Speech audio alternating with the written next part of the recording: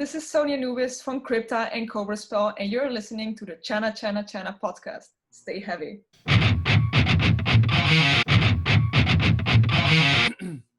Hi everyone, welcome to another episode of my podcast. I have very special guest today all the way from Netherlands. I have Sonia Anubis of Crypta and Cobra Spell.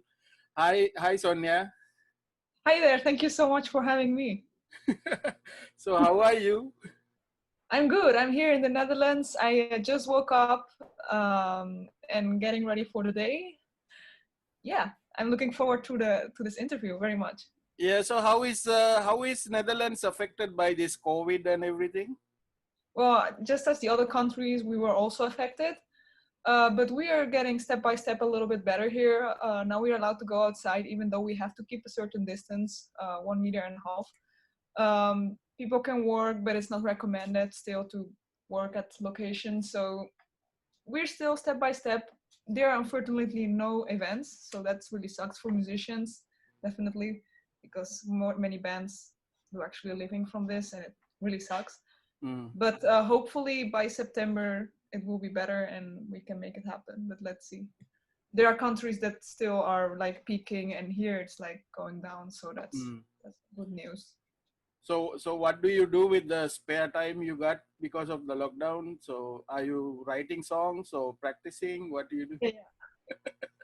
Well, actually right now I'm a full-time musician, so I'm doing Skype lessons, guitar lessons. I'm giving, I have some students internationally, and I give some guitar lessons in bass guitar.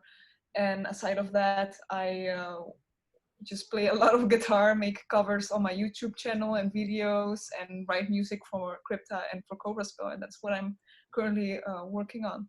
Yeah. I actually saw the one you did for Bon Jovi. Yeah, recently, 2 days ago, I released that one on my channel. I watched most of your videos, and I really love the one you did with Sebastian, the Steel Panther cover you did together. Yes, it was awesome. When he was here, we thought it would be cool to make a collaboration. So we're thinking about making more together, and also because now we are in the same band, Cobra Spell. Right. So it will be very cool to finally be able to maybe when the COVID situation clears up, that we can be on stage together, and we have a very good connection. We feel each other very well. It's my boyfriend, so it's like very natural, and it just feels great to play with him. So I hope that with Cobra as well, we can play shows in the future. Right. So Sonia, can you tell me a little bit about your childhood and growing up, and then how did you discover music and metal and rock? Yeah, that was around when I was 14 years old. I was already living here in the Netherlands, and somehow I was really into Kiss. I got into it and very obsessed. I was looking always videos on YouTube and live videos from the 70s and from the 80s, and I was totally obsessed, and I wanted to know every single thing from the musicians. From there, I started listening to also different bands in the shock rock scene, like Wasp, Alice Cooper. Right. And they also very inspired me a lot. And from there, it started getting a little bit more extreme. So I started getting into the thrash metal, really getting into Anthrax and Megadeth and Toxic. And from there, I also knew about the existence of death metal and black metal, and that's went just further. And I wanted to always know more music. So I was always looking on YouTube for new bands, and I was totally obsessed. And due to Kiss, I wanted to also start playing bass guitar because I just love the way they were on stage. They have such a, they are very impressive on stage. So you could see and you would be blown away by, I'd say. And I was just blown away, and I wanted to be that cool too, even though I'm not, but I would love to. So I was saying, okay, I'm gonna play bass guitar. And just a year or 2 years later, I started playing guitar too, because I really wanted to play solos and stuff like that. So that I additionally did that too, but always I was bass guitarist mainly because the bands always needed bass guitarists, and bass was just my main instrument. just some like 4 years ago, I think I thought, okay, I really want to be guitarist this time, because sometimes as bass guitarist, it's a little bit harder to get involvement with writing, and overall, you're always a bass player. There's nothing wrong with that, but I just wanted to feel how it is to be a guitarist. So I started getting the guitar a little bit more serious, and that's how I started also to play in bands as a guitarist. So when did you first perform? My first performance as metal musician, I think,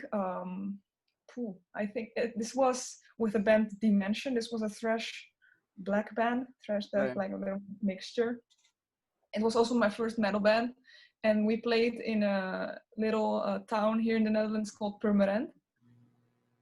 I know, actually, that was my second. I'm not saying it's the first or my second, but I have two concerts that might be one of the first ones. I also played one in Germany with old school death metal band Ecocide, and this was in Osnabrück. So there are two shows that I might be possible the first show, but I'm not really sure which one of the two. Right, right.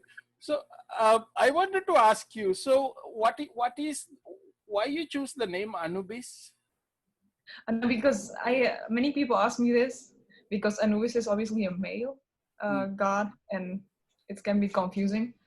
But I truly love Egyptian mythology. Always gave me a little bit of a fascination, the mystery behind it, and I always loved the mythology by itself, like Greek mythology and the Egyptian. But the Egyptian has something very special. There are so many like gods, and certainly Anubis is like the god of embalmment and mummification and the whole process of after death, afterlife.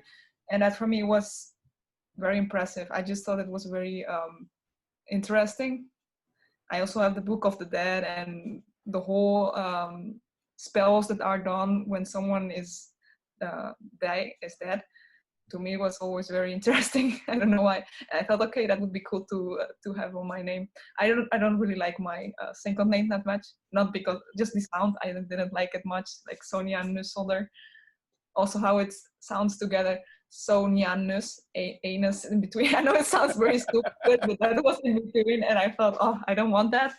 Sonia Anubis, I just liked. So I thought, okay, let's go for that.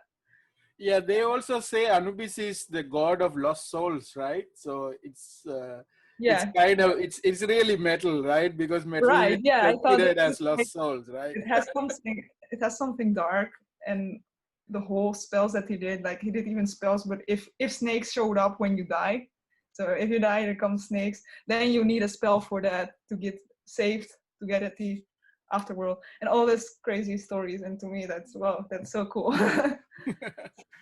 So, Sonia, I actually saw your video that you did your top 10 guitarists, favorite guitarists.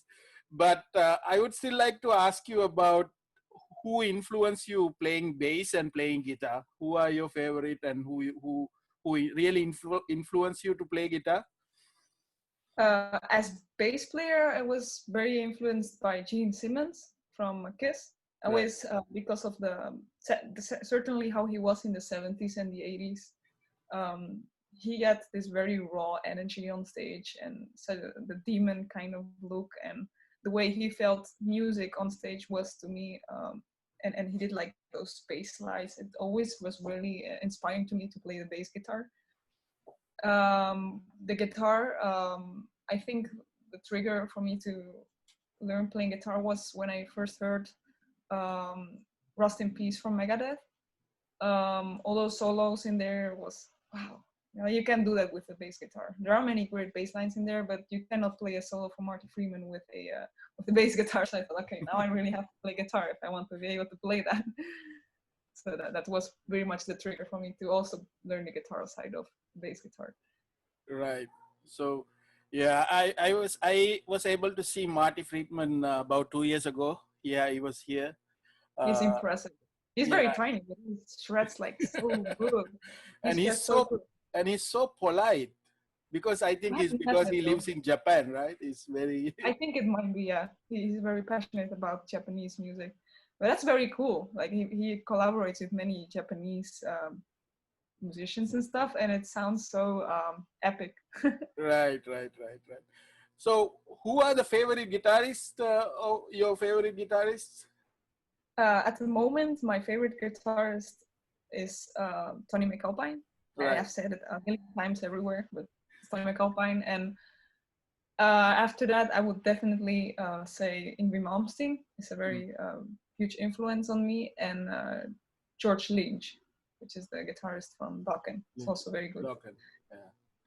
You have any interesting Malmsteen stories? Ooh. I haven't met him, but I've heard a lot of Yngwie Malmsteen, and his whole attitude is quite crazy. Yeah, it kind of fits his vibe because he seems so unreachable as a musician that it's acceptable. You know, it's accepted for him to be as he is, and it wouldn't be Yngwie if he wasn't like he is. Right. It's his vibe. I was able to meet him, and I have a story also. But a lot of guests I had here, they all had like very interesting stories about Malmsteen. Oh, I could not say because I haven't met him or seen him live any time, but I've heard a lot and I've seen a lot of videos and kind of realized. Yeah. And one more guitarist I think you mentioned in your video is Jason Becker, right?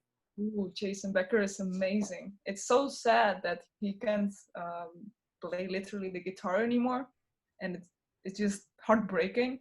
But the fact that he's still creating music with ALS is incredible to me. The whole idea that he's still like composing music with his eyes, you know? Right.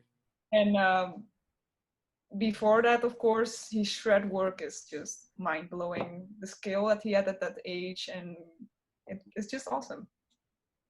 Yeah. So, and what he did with Cacophony, it's great. Yes, with Mark. So before you joined Burning Witch, did you play for other bands? What are the other bands you played? I played in many death metal bands as a bass guitarist before Burning Witches. Ecocide, Shade of Hatred, Sephiroth certainly was my the bands which I stayed longest with. And this was in the style of brutal death metal, old school brutal. And yeah, it was just as a bass player always. So Burning Witches was kind of my first heavy metal band as a guitarist. Right. So yeah. how did you join the band, Burning Witches? This happened 2.5 years ago, maybe now 3 years ago. I'm not really sure. Yeah. But I make a lot of music videos on Facebook. Also, I share them, and I added the guitarist of Burning Witches on my Facebook as a friend. Right. And apparently they were looking for a guitarist, and all of a sudden I got a message from the manager, who was the Schmier, the singer of bassist from Destruction. Destruction, yeah. And he messaged me if I was interested in auditioning, and I was like, hell yeah, like this is a cool chance, you know. And I went for it, and a week after I was in Switzerland with the audition, and that's how it kind of went. Yeah. Right. So I discovered you actually when you played with Burning Witches, and I think one of the drummer of Burning Witches is actually from the Philippines. That's true. Yeah. Yeah, she's from the Philippines.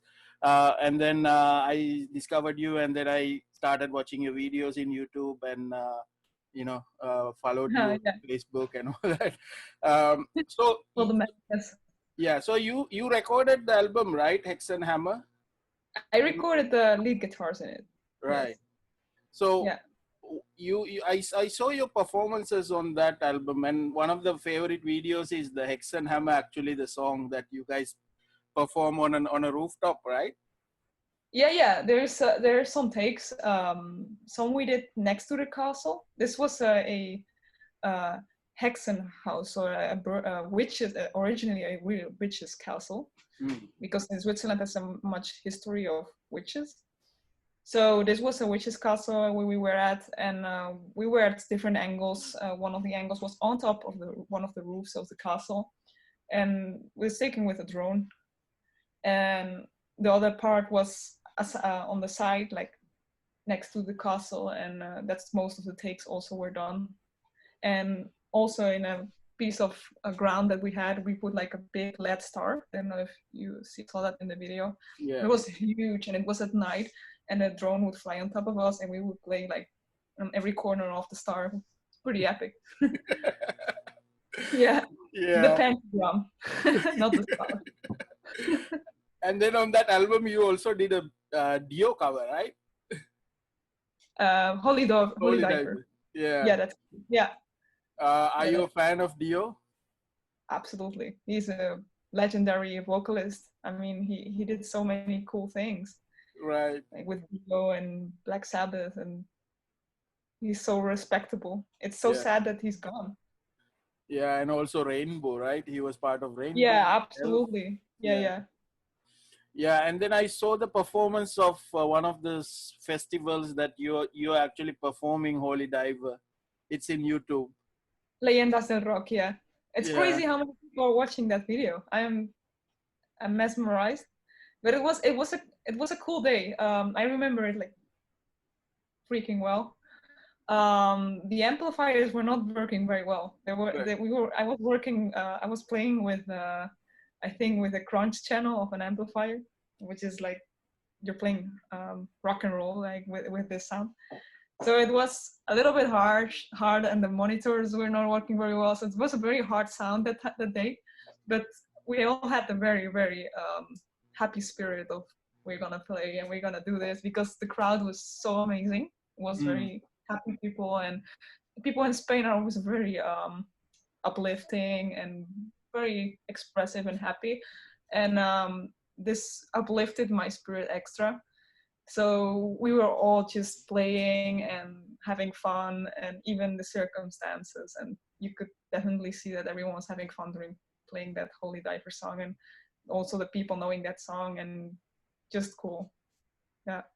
Yeah, because I see that you're kind of in the zone when you were playing that song, like you're already in Yeah, the zone, like. I'm always kind of when I'm playing on stage, I always get very into the music. It's my way of expressing myself.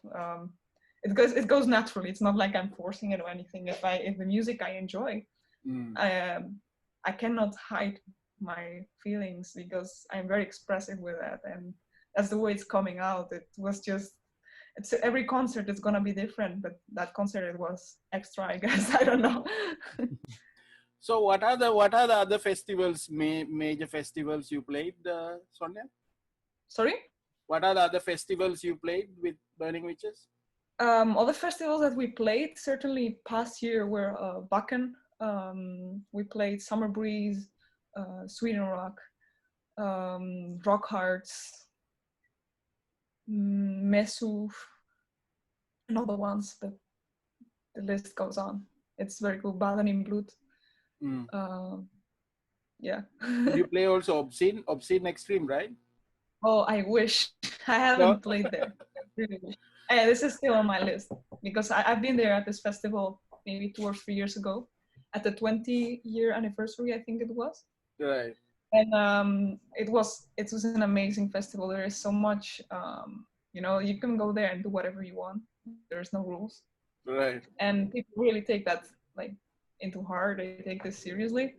And yeah, you can just see people going naked sometimes, or it's like people don't have any barriers at this festival. And absolutely the lineup is always top notch, fantastic, and the people is just great, and that's why it's one of my favorite festivals too. And I really hope that with Crypta I can play this festival. I really hope this. I'm crossing my fingers. Yeah. So were you part of the Dance with the Devil album as well, the one they released in 2020? Yes. Actually, in this album I had much more involvement than Hexenhammer. Right. I got to do like almost in every song lead guitars. I think the only song that I didn't do lead guitars was in the one from in the cover from War. Oh, Manowar. Yeah, because that was a guest solo from the guy from Manowar, Ross Friedman. Right. And the rest was just cool. We did so many lead guitars on it, and we did a King Diamond cover too. And just great. Yeah. Yeah. And I always see that you always say that your choice of weapon is Jackson Warrior, right? Why do you like that Absolutely. Jackson Warrior? I don't know why I like it so much. I just think the shape by itself was already very cool looking. I always had something with X guitars, X-shaped guitars, you know. Right. Um, Certainly, guitarists like from Akira from Loudness always had an X guitar. I think it was a Right. Charvel. I'm not really sure. It was some AVH model or something. And just always that star or X shape took my attention, but I didn't want exactly that shape. And I once saw the guy from Revocation, David Davidson, Mm. play on a warrior, and to me was wow, that's actually the most epic shape I've seen. And I said, okay, from now on I will only play the warrior shape, just because I really want it. I like that shape and I want that. So I bought that green guitar that is actually somewhere here. Just a moment. This one, Right. and this is the only guitar that I've used at all the shows that I've played with Burning Witches. So it's like quite used already. Right. But yeah, so the shape is also comfortable, and Jackson is just a very reliable, you know, brand for guitars, and they're very nice people. And the guitar, you can put it like in certain positions because it has like bevels in it, and you can just I place it on my leg or my other leg, and you can very easily more than a flying V. So that's why I really like the warrior. And now I have like 6 warriors or something. I'm really obsessed with them. Yeah. Yeah. We had a concert here. I think it was early this year. We had Nervosa here in the Philippines, Oh and yeah. yeah, I was able to meet Ferdinanda and Luana. So Cool. They're so yeah, so kind. they were so cool because there was actually it's like when the COVID thing just like coming up, and then they were concerned. The organizer was concerned that we shouldn't meet the band or something because of the COVID. Oh But yeah. they actually came out, and then they actually met with us even though there was like a restriction or something. It was Yeah, so they're so open. They're so open and nice to talk with. The first yeah. time that I Luana and Fernanda was when I played the show together with them too, in Switzerland, I think 2 years ago. And we met each other, and they were really talkative and easygoing. And not all musicians are like this, and that's a very good trait for Mm. musicians that also talk with their fans, and that's good. Yeah. So when did the idea came for the Crypta project? The idea came from Fernanda and Luana wanted to start a South project a year Mm. ago in June 2019. And for this, they needed a guitarist. And since we knew each other already, apparently they wanted me to get in the band. And I was, wow, because I live in the other side of the world. They live in Brazil, and I'm living in Europe, the Netherlands. And I was like, shit, that's so cool because I look up to them a lot. And yeah, let's do that. And I didn't have any death metal band in my musical career anymore because I was just playing heavy metal. So Right. I thought, okay, this is the chance, you know, finally I can play some death metal. And that's how we started this. We started as a trio initially. And we started creating the name and the direction and started writing together. And yeah, after some months, I think now 3 months from now on, before or four, we started looking for a fourth guitarist. And yeah, we looked around and we auditioned some girls internationally, and that's how we found Taina, which actually reached us even without even announcing the band, you know. And she seemed very interested, and we saw her videos on Instagram. She had very cool death covers, you know. Mm. And that was like perfect because we love that, and she played it very well, and she's the perfect fit. So that's how we completed Crypta, pretty much. So have you guys started writing songs already for Crypta? Yes, we have enough material for a full-length album already.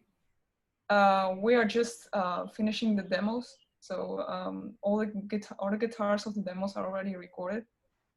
Right now it's just the drums are getting added and the lyrics are being written and just the points on the E for the demos, and we're pretty close to just go to the studio and start recording. The only issue is the COVID situation, Right. which doesn't allow us to travel easily, and certainly in Brazil. Right here it's a little bit easier. I can record stuff from here, but in Brazil it's just peaking, you know. It's Yeah. the situation is not going to clear up until maybe some months. You never know. So we have to wait a little bit until the situation gets better, and we can definitely assure you that there will be a full length for next year, because it will happen. We will release it through Napalm Records, and it will happen. Yeah, and I also saw that you announced that you already have like a booking agent as well, right? For That's true. Napalm events, yeah. For all the countries excluding Latin America, if I'm right. And this will allow us to play more shows overall and tour and make things happen. And we're very excited for that, because it's been quite a while that we all didn't play a show, and we are like, we need shows, we need we are dying to get on stage. Yeah, actually the same thing, because as a fan, I've been going to concerts for the last 20 years, and I go to concerts sometimes more than 10 concerts a month. Like I can imagine this. And I have like I think I've reached already 500 shows actually. So once the COVID thing happened, all the shows, I was supposed to go to Iron Maiden and then Slipknot, all these shows got cancelled. So I was so bummed out. So actually, that's why I actually started this podcast, because of that. Oh, wow, that's cool. That's a cool initiative, though, because you're still involved in metal. But nothing compares to just the energy of a live show. It's just, I also like it a lot, because I used to be also, I'm also a concert visitor, and I like to go to the local shows here and just taste the vibe, you know. And just that need of seeing a band and enjoying that energy, it's just lacking so much. And it's like going from every week or at least every month some shows to nothing is you're getting like, oh, I need some shows. Yeah. So you guys announced Crypta, and then immediately after you announced another band, which is Cobra Spell. So that's true. Can you tell me the story about Cobra Spell? How that happened?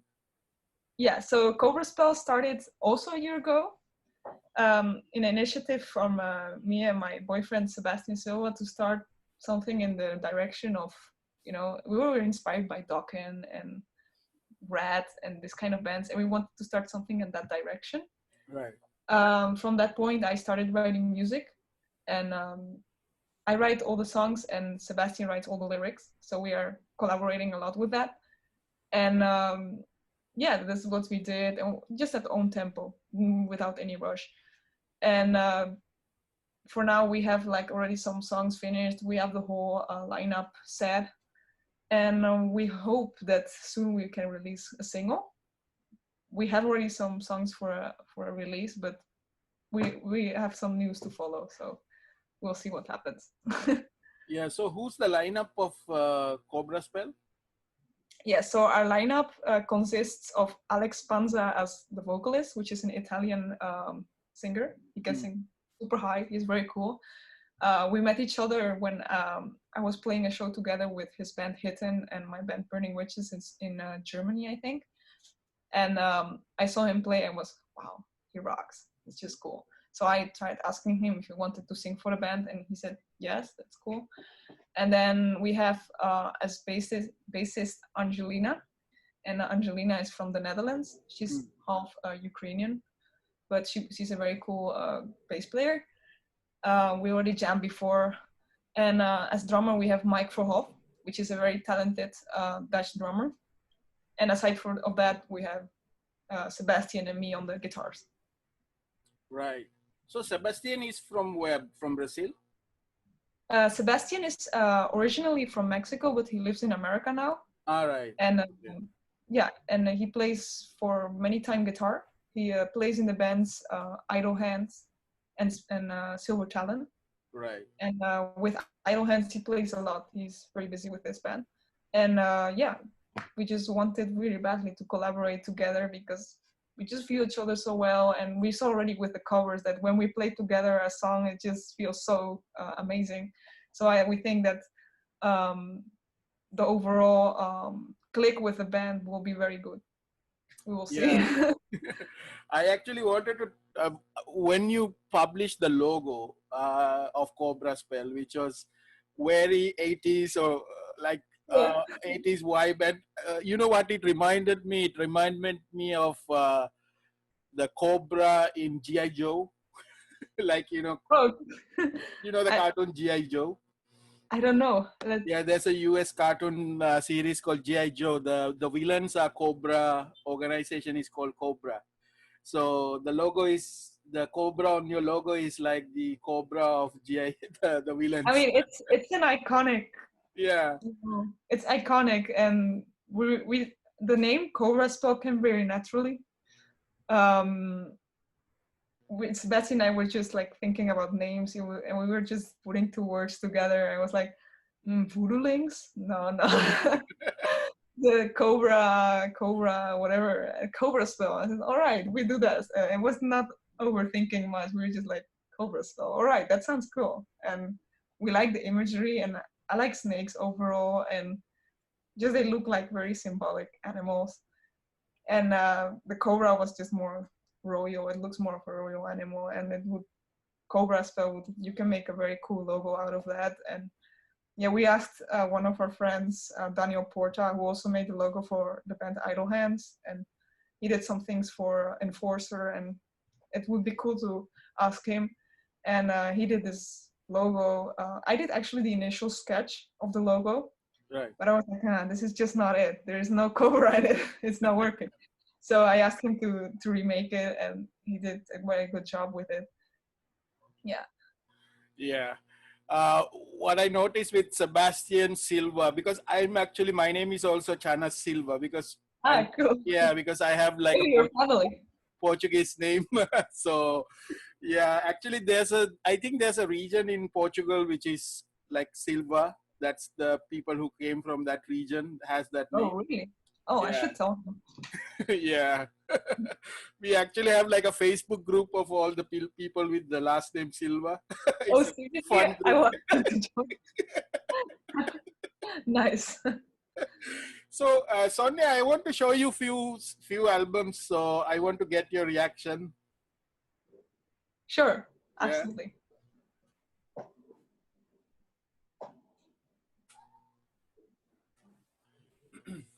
So first of all, I'll show you this one. This is actually I met Tony McAlpin with Oh, Mike wow. Portnoy. I Yeah, see now.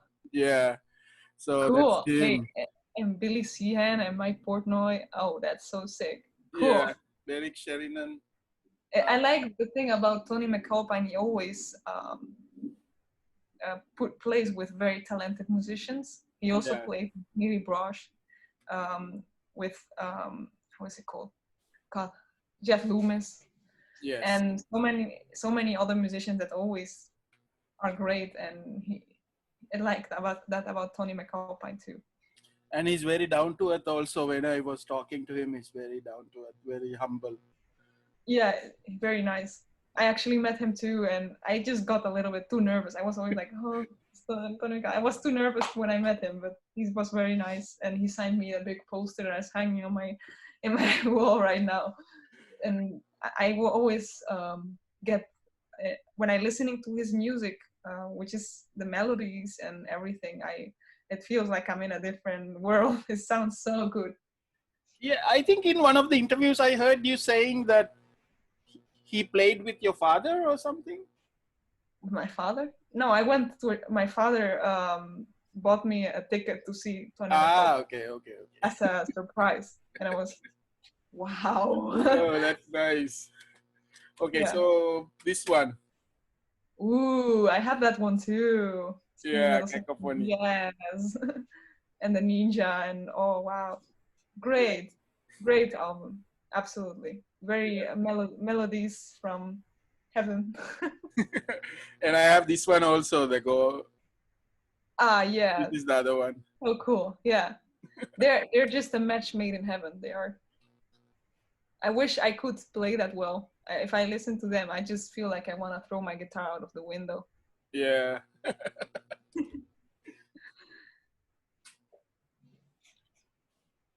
And then this is my Malmsteen. Oh shit, that's so cool. I love that. I love Yngwie Malmsteen. Yeah. But I would say my favorite album from Yngwie, let me see. I definitely love what he did with Rising Force. Right. But I think my favorite is Trilogy, I would say. Right. Because all the songs there are so iconic. I just can't. Yeah, but I think he also has a very unique sound, right? Like Marty, when Malmsteen plays, you know it's Malmsteen. Right? Well, yeah, absolutely. Like the thing about Yngwie Malmsteen is that he has a very neoclassical sound, but it's more close to Bach. You know, Bach. Yeah. You're right. It's Yes. so close to it. All the arpeggios and stuff. It's like he just straightly is playing Bach faster and just with the guitar, which is his sound, I would say. Comparing him with Marty Freeman is not a good thing because they're just totally different guitarists. And Marty is more, he's more melody wise, and he plays with more. I think he has something Japanese sometimes. I wouldn't say always. Right now he has more something Japanese, but he used to have some very. He's more of a feeling player. He combines this neoclassical sound with more feeling, Right. and that's special about him. And Yngwie plays also with much feeling. If I see how he plays, he's not always like right on the spot. He has like this kind of playing that makes him very characteristical, and that's special about him. And the special thing about Tony McAlpine is the way that he does with the picking and the sweeping, and he also a very special guitarist. They all have very unique sound, but when you hear it, you can recognize, all right, this is him. Right.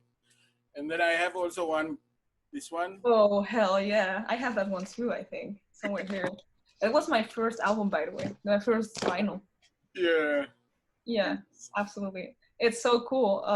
I love that Kiss is one of the first bands that released I think even the first, I'm not sure, that released a live album. And this was a live one, the first.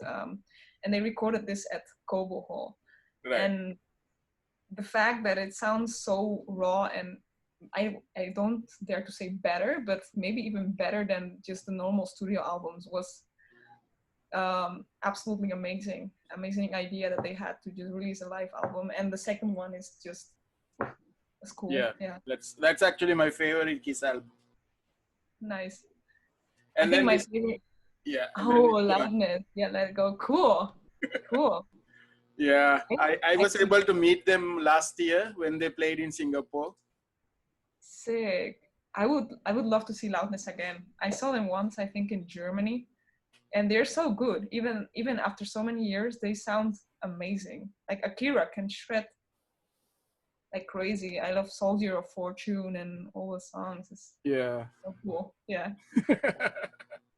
Yeah. And then I just want to show you this one, the Ace. Ace, really. So cool. I love Ace. Yeah.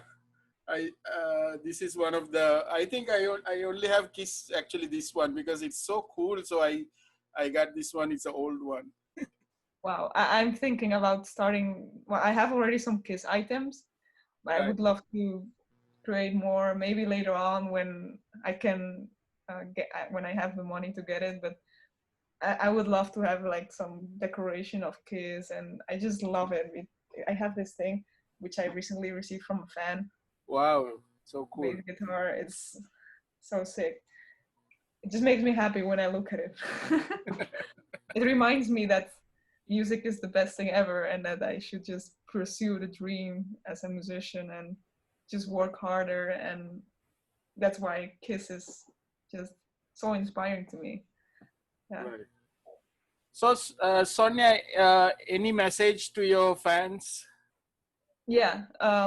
Again, thanks to all the fans that have been supporting since we released since we announced Crypta and we announced Cobra Spell. I can say thanks, because we have received so many positiveness since we released, and so many people have shed the light on us for interviews and so many things. And I would say please stay tuned for whatever we're gonna bring out, because we have things working. We are working on music, and aside of that, yeah, we have much motivation to play around you and stuff. And yeah, I would say support your local bands, certainly in this time, because many bands are having a hard time, and we cannot always live from the online promotion and stuff. And aside of that, I hope people realize that the importance of live shows, because right now when we don't have it, we feel that we're lacking that. And yeah, aside of that, stay healthy and follow the rules of hygiene, and let's hope that everything just passes as soon as possible. Right. Yeah. Anybody you want to shout out to? I would like to shout out my members in Crypta and my members in Cobra Spell. And certainly, yeah, that's it. I'm not used to shout outs, but yeah. So Sonia, this was a great conversation. I'm so happy that I was able to talk to you, because I've been a fan for so long. Thank you so much. Really. Actually, when I got your reply to my Facebook message, I was like so fanboy, because I thought, oh, I got a message from Sonia. Reply. Oh, that's so kind. Truly, I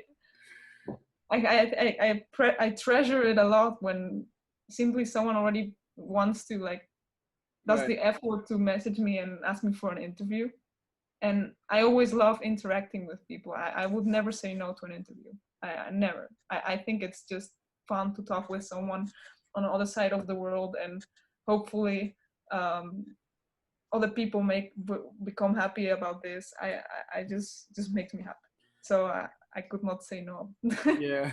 So I hope that because Ferdinand and they have been here already in the Philippines, so I hope that Crypta can also come to the Philippines. I would love so. Yeah. I really want to come to the Philippines. Yeah, Really. and then Cobra Spell as well, and then I also guest host on a radio show. We play glam, Cool. mostly glam and the 90s music. So please let us know when Cobra Spell's music is available, so we can play it in the Philippines.